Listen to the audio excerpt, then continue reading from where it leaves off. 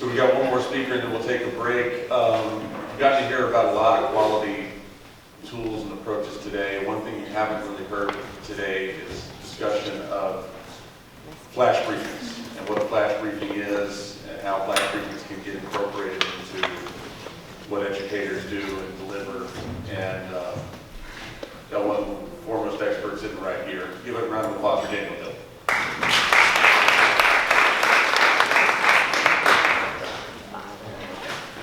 Okay, so today I'm going to be talking about how educators can use flash briefings to complement your curriculum and course learning. To start with, I wanted to tell a story. I came across this news, oops, too many clicks. What?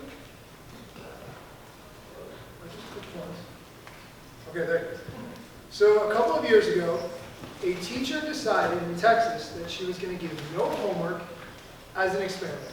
And this quickly went viral, and people liked the idea. There was positive and negative sides to it, but it actually spread to the area where I live in New Jersey.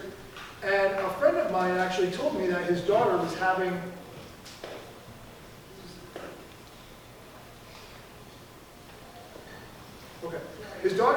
no homework. And the side effect of that was that he, as a parent, had no idea what she was learning in class every single day. He had no clue. And that was really upsetting to him because he wanted to be actively involved in his daughter's learning. And that made sense to me. So as an educator, how can you ensure that you're giving the information to parents so that they know what their children are learning in the classroom every single day? I'm going to talk about how we can address that using the technology that we have available to us today. I do know that a lot of people use email to update parents on what's going on. But email has problems. We all get too much email already. If you're like me, you have thousands of emails unread in your inbox. Some you want to get back to later, but you just never have the opportunity, or for whatever reason it just gets lost in the shuffle. I love this graphic because it shows how excited we were to get email back in the day, but how now it's just become an overwhelming responsibility that we never want to dig too deep into, right? Okay, so I want to survey real quick before I get into this technology, how you in the room get news. How many today get news by watching TV, whether it's CNN, Fox News, that's your go-to in the morning? Okay, a couple of hands. How many of you listen to morning radio or a podcast or something like that when you're in the car? Okay, a lot more people. And how many of you read your news online? Strictly, that's where when you wake up in the morning, that's where you go, okay? And how many of you read the newspaper? I have seen stats that some people read newspapers. Okay, what? Wow, okay, that's actually more than I thought. I'm surprised. Okay, so all of those mediums have advantages and disadvantages, right? I would say when it comes to the news on TV, or what you read in the newspaper, or what's on the radio, that's dictated by someone else. Someone else decided what is important for you to know when you woke up, and as a result, you now hear that. You have no control. You can't downvote and say skip, right? You don't have that ability if you're watching TV or you're doing something passive where that information is coming to you. Okay, sorry guys, I'm not going to show you. Do you want me to just do it manually? Do you mind? Yeah, that's fine. I'll just say it like you want to help it. So, Amazon has, as part of the Echo devices, the ability for you to listen to the news. Now, quick show of hands, how many people have said the words before, Alexa, tell me the news? Okay, so it's about a third of you. Okay. This is your opportunity to customize your daily experience to whatever you want. When you go on Amazon.com/skills, you can search for whatever topic you're interested in, whatever news outlet you want to hear from, and you can hear micro content, clips from 1 minute to 10 minutes in length on whatever topics you're interested in or whatever news outlets you want to hear from. Typically those are news or informational shows. Now the reason I'm focusing on Amazon devices is although Google does have this, the amount of news outlets that they allow on that platform are very, very small and very restricted. Whereas Amazon's much more open and there are much more opportunities in that space. So I'm going to get into that. Do you mind going to the next slide? Okay, perfect. So with these short audio clips that you can listen to, you can hear them on your Echo devices, whether you use the Alexa app, or you have a Fire TV hooked up to your television, or if you have a car that supports it, the Amazon Echo Auto, any of those devices can hear these short audio shows. Like I mentioned, there are ones from CNN, NPR, Wall Street Journal, and a total of 9,000 that are currently available. Here's why this is important. This platform right now is very, very open in terms of content. There are nearly 700,000 audio podcasts out there, but there are only 9,000 of these flash briefings, to kind of put that in contrast. So right now, if you are interested in getting someone's attention on an uncrowded platform, this is it. Imagine Twitter in 2007, right? This is it. What's excellent about this is that it becomes part of people's daily routine. They say in the morning when they wake up, Alexa, turn on the lights, start the coffee, play my news, right? It just becomes part of their daily experience, their go-to habits, and they become very reliant on that method of information very, very quickly. From a creator standpoint, it's free to make and publish things. I'm going to get into how to do that from a technical standpoint, but really there's no technical skills required. I'm not a developer, and although I secretly wish I was, this does not require any development skill whatsoever, so I'll get into that. And you need very little equipment. You can use your phone to do that. We'll get to that. Okay, so here's how we could use these in the curriculum, because I think this part is really interesting.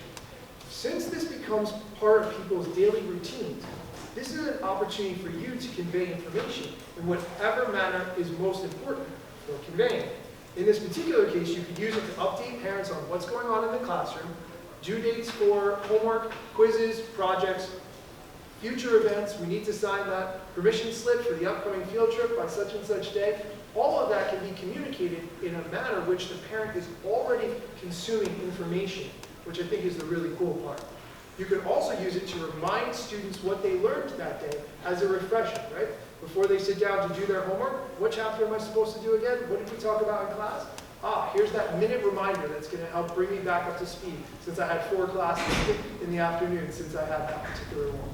Okay. So I wanted to give an example of one. This is a friend of mine who's a teacher, and she created a sample one for her class. So let's play that. Is it on? Hi, Algebra 1 students and parents. This is Mrs. Mulwady with the class updates for the week of September 16, 2019. Last week we began Unit 2, Solving Equations and Inequalities, with solving one-step equations. This week we are continuing Unit 2 and moving on to solving equations with 2 or more steps. You will have homework problems from the textbook Monday, Tuesday, and Wednesday night that review what we cover in class each day. Please see our class website for the specific pages and problem numbers. This Friday, we will be having a quiz on solving equations with 1, 2, or more steps. A study guide will be handed out on Thursday at the beginning of class, which we will be reviewing together. I will also be posting the solutions on our class website. Your only homework on Thursday will be to study for your quiz on Friday. As a reminder, I'm available every day after school until 3:15 for extra help. Come visit me if you are having any issues at all, and we'll work together to make sure you're comfortable with the material. But please don't just wait until Thursday. If you have any questions or concerns, you can also email me at any time. Thank you. Okay, so she recorded that on her phone, just in a quiet place, and we can upload that to Amazon's, to our developer account so that we can publish that and people can listen in their own homes. Okay. So if we continue just a moment, I'm hoping that we can do a little bit of a group activity and do a test one. Now, if you are not a teacher, that is perfectly okay. But what I would like you to do is just record a minute of yourself, introducing yourself, talking about either a particular assignment, maybe something that you have to work on when you get home, or a hobby that you have, and maybe just partner up for a second and give this a try so that we can record some audio content. Can we do that for just a minute? Okay, cool. Should have cleared out. All right, let's see. I'm going to give you guys about 2 or 3 minutes to do that.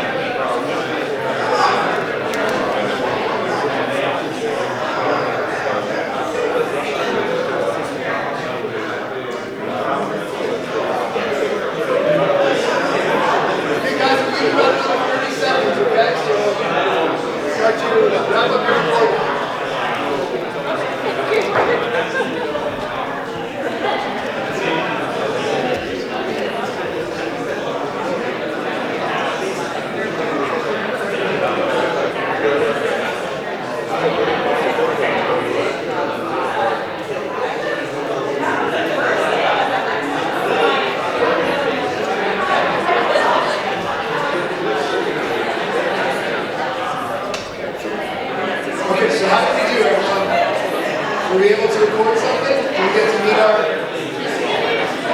That's fine. No, that's fine. The point is that you guys got to try it, and you got a sample of what it's like. Because from a technical standpoint, this really isn't that hard, right? You're just recording your voice in a way to remind your students or whoever you're working with what it is that you did and giving them an opportunity to listen to that. If you have recorded it, if you can maybe see me after the session, I'll be here obviously after this talk, but even into the reception tonight because I would love to hear what you guys did. That would be the best for me. So please go to me and show me what you recorded if you don't mind. You're not too embarrassed by it. Okay. So here's how to actually do it. Here's how to actually make your own and to post it right onto the skills store. Again, this doesn't cost anything, and this is the easiest way to do it. So first step is to register for a developer account at developer.amazon.com. And next you need what is called a host. You need a web hosting company. You can do it on your own website if you have a secure HTTP site. That sounds complicated, so let's not do that. But they have companies that will host it for you. I use one called effect.co. They have a free plan, which is great.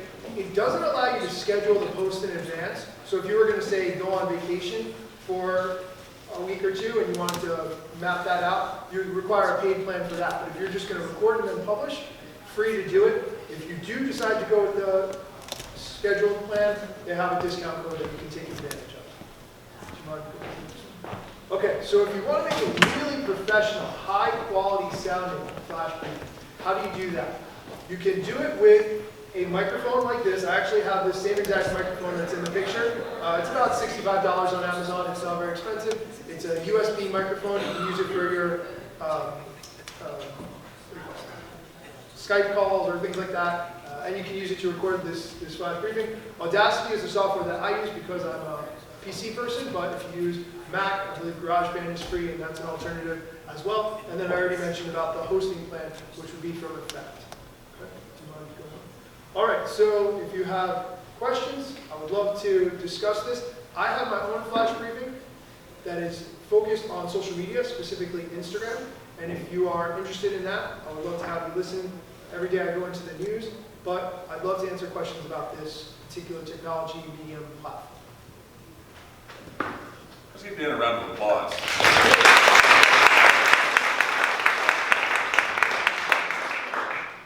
We've got plenty of time for questions for those that have them. I have one. So I actually made my flash briefing for blueprints, which sounded like a great idea at the time, but then came to realize that you can only hear it in the United States. So I've got some people in India and some people in Canada and London that would like to hear it. Yeah.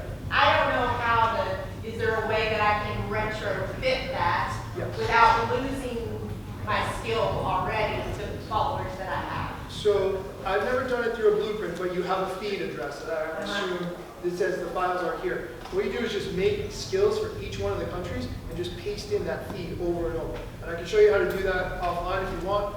Step by step, I did it for mine. I just pasted the same RSS feed. You just created a different skill. I just created, this one's in Great Britain, this one's in India, this one's in Australia, this one's in Canada. I have found that the people in Australia do not listen very much. I think they're surfing or not really promoting Echo devices there, but it's a couple steps or four more steps, and then you're good to go. That's actually a great question. Actually, let's go back to that for a second. If you sign up for hosting, a lot of companies will try to charge you for multiple countries, but it's just one feed. So if you only need one. But that's a great question. I have a question for you, sure, and I should know the answer to this. Can you set an Echo device to wake up as an alarm to a flash briefing? That's a great question. I think you can if you do it as part of a routine. That's the only way that I'm familiar with doing that. You guys correct me if I'm wrong. Yeah. Okay. You said alarm or timer go off at that time during the routine. What if you run the flash? Right, so at 7 a.m. you say, turn on the alarm and play my news and turn on the lights or the coffee maker or whatever. But you gotta do it as a routine. As a routine. Okay. Good enough.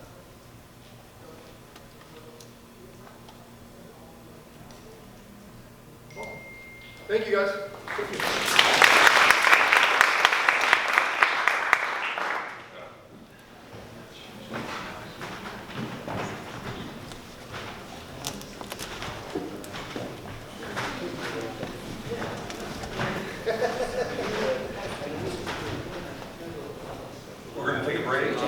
back right around 2:45 with nominal effect. One of the more interesting companies in the space. We'll see you back.